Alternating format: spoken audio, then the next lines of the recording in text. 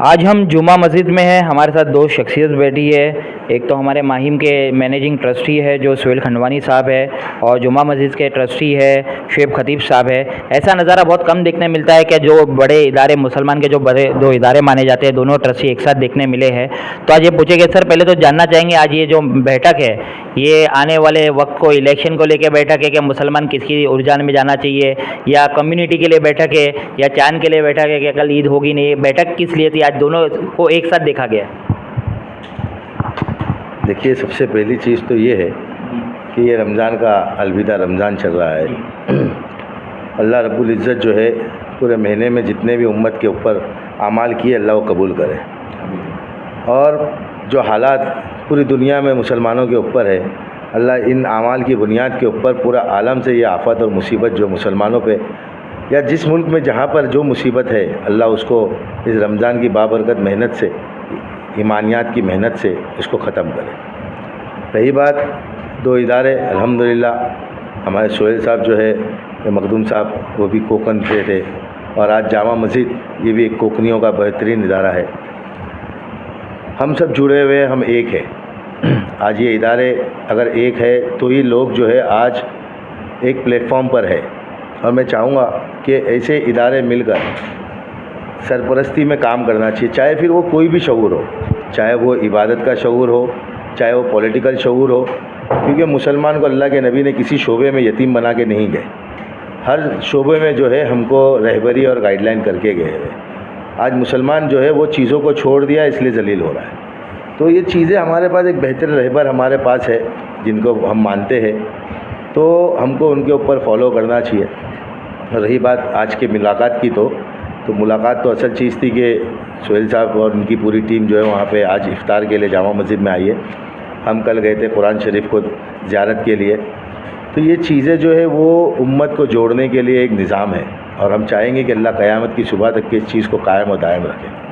सुहेल भाई, जैसा आपका आना हुआ साउथ मुंबई में, आपको देखा गया, जैसा कल बताया कि शुएब खतीब साहब भी उधर आए थे, पर लोगों को लेके एक अलग, लोगों के दिल में एक अलग और इसकी चीज़ों की तस्वीर है कि भाई अपना जैसा माहिम दरगाह एक अलग इदारा है, तो कुछ अलग कम्युनिटी के कुछ सेक्शन के लोग फॉलो करते हैं। जुमा मस्जिद एक अलग इदारा है, तो कुछ कम्युनिटी के अलग सेक्शन के लोग कुछ इसको फॉलो करते हैं। दोनों में तालमेल नहीं होता है, तो लोगों का आज ये पिक्चर देखने मिल रही है कि दोनों साथ में बैठे हैं। इस पर आपका क्या कहना है? देखिए, मुसलमान को पूरे दुनिया में जाना जाता है एज़ मुसलमान, लेकिन हम लोग आपस में एक दूसरे को अपने फ़िरक़ों में बांटते रहते हैं। तो ये बहुत अनफॉर्चुनेट चीज़ है। जामा मस्जिद जहाँ तक के ताल्लुक है, एक बहुत ही आइकॉनिक स्ट्रक्चर है, एक हेरिटेज स्ट्रक्चर है, और इतने सेंचुरीज़ ओल्ड है, और ये एक इनफैक्ट दुनिया की एक मिसाल है। जहाँ तक कि कल ये लोग आए थे माहिम दरगाह शरीफ में, उसमें भी कुरान शरीफ की ज़ियारत हुई। मखदूम साहब के हाथ का लिखा हुआ कुरान शरीफ है, जो उसका इंक भी फ्रेश है, पेपर भी ब्रिटल नहीं हुआ, वो भी एक लिविंग मिरेकल है।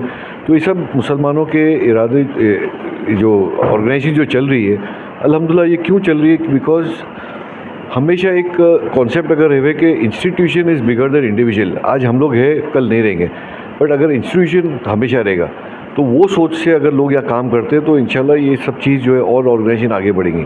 इफ्तारी और सहरी जो होती रहती है, लोगों को यहाँ बुलाते। आज हम लोग जामा मस्जिद में आए, ये एक और तलब हो रहा था कि भाई आगे कौम का क्या, सोसाइटी को पे बैक कैसा करना है। शुएब भाई से ये बात हो रही थी कि भाई ठीक है, इफ्तारी तो होगी, उसके ऊपर चाय पे थोड़ी चर्चा होगी कि सब मिल के सोसाइटी को हमारी पे बैक, ये नहीं कि खाली हमारे limited to our community, entire society को हम पे बैक कैसा कर सकते हैं, काउंसलिंग के तौर पे कर सकते हैं। अभी पॉलिटिकल इलेक्शन है, हमारी मुसलमान कौम की लगभग 22% आज हम लोग पॉपुलेशन में है, बट अनफॉर्चुनेटली हमारा कोई रिप्रेजेंटेशन नहीं है।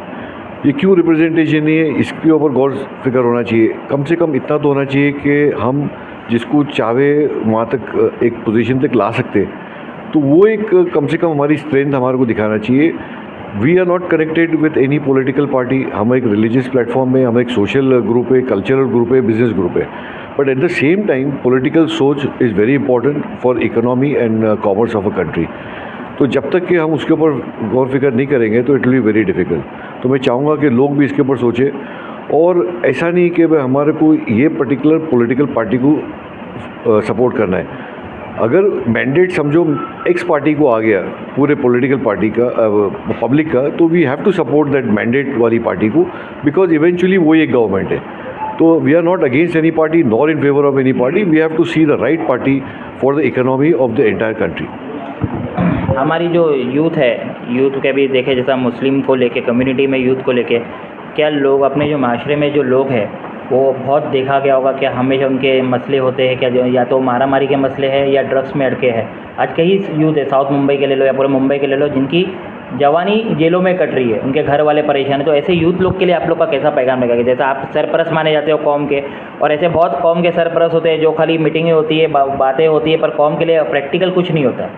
तो इसके लिए आप लोग का क्या रहेगा और यूथ के लिए क्या पैगाम रहेगा? जितने भी प्रोग्राम जो जामा मस्जिद कर रही है, माहिम दरगाह कर रही है, हाजिली कर रही है, और जितने ऑर्गेनाइजेशन जो कर रहे हैं, सबसे लाउड मैसेज यही जाता है कि इफ्तारी में बुलाना, सेहरी में बुलाना, या कोई प्रोग्राम में बुलाना, या कोई इवेंट से बुलाना, सबसे लाउड मैसेज यही है कि एक यूनिटी का प्लेटफॉर्म हमारा तैयार होना चाहिए, विच इज़ वेरी इंपॉर्टेंट। और ये मैं एक मैसेज दूंगा कि हमारे को सबको एक यूनिटी का प्लेटफॉर्म पे आना चाहिए और सोचना चाहिए कि हम हमारे लिए पहले क्या कर सकते हैं, और उसके साथ में हमारी ताकत जब बढ़ती है हम कौम के लिए और सोसाइटी के लिए क्या कर सकते हैं।